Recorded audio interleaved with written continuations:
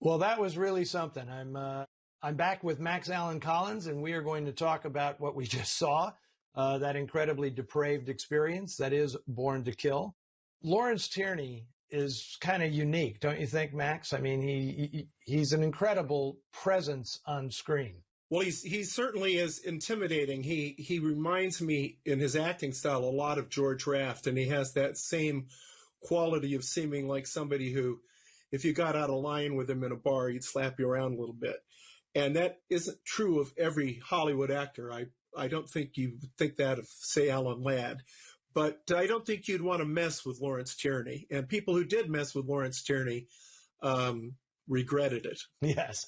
Yes. The tales are legendary. I've told some of them here on Noir Alley, but really kind of extraordinary that his career lasted as long as it did, given his propensity for barroom brawling and altercations with the law and all this. So I want to ask you, though, about, since you're a writer, about the writing of this, because you've mentioned to me that the book and the screenplay are somewhat different. The screenplay is very faithful to the book, but it condenses it in a very smart way. For example, the Walter Slezak character replaces a character like his character, a private eye, and a psychiatrist who's kind of like right out of Nightmare Alley. And that psychiatrist goes through the whole book and is kind of, taking advantage of people and swindling people. And the book, Deadlier Than the Male, has probably another 8 strange, troubled, awful human beings that the author focuses on. And so the screenwriters really tightened it up and combined, and it really is an effective screenplay. One of the things that's really interesting to me is that the finish of the novel is even more bleak than the finish of the book, or excuse me, of the film, because in the film, Claire Trevor pays for her sins, as you have to in the Hollywood films of that era. But in the book, she survives. She is shot, but she survives, and she kind of hits on the EMT who's helping her out the door. So it makes the point that of the two characters, of the Lawrence Tierney character and the Claire Trevor character, Claire Trevor is the most dangerous. She is deadlier than the male. Yes, perfect. Yeah, exactly. That's why hence the title, the original title of the book. And you'll appreciate this, Max.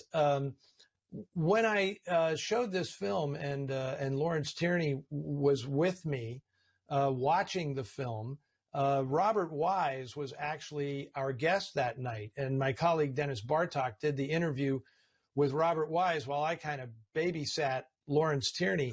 And at one point, yeah, which is that's a handful, trust me.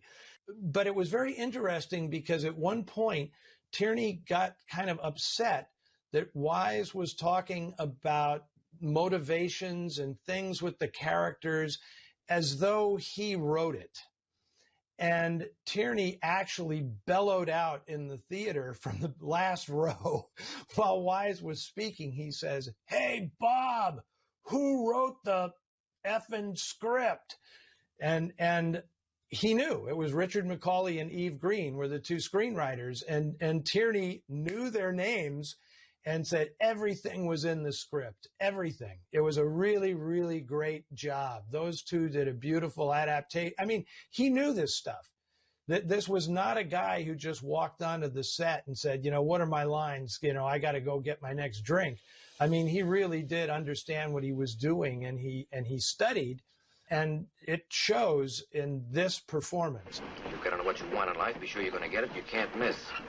I found that out early.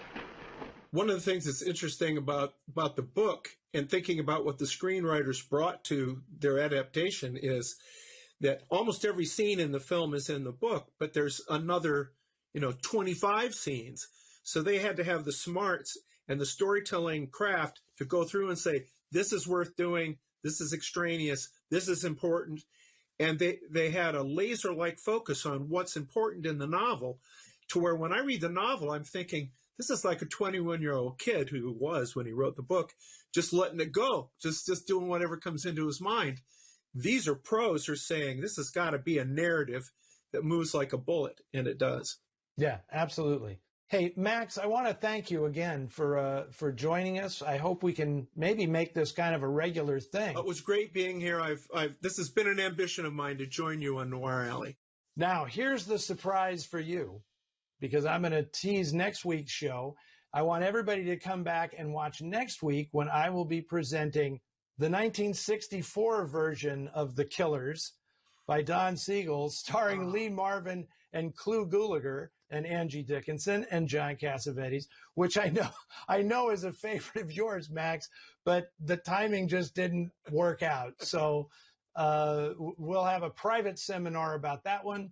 But everybody else, make sure you tune in next week for that, where Ronald Reagan is the villain. How can you pass that up? Okay, see you next week, and until then, stay in the shadows.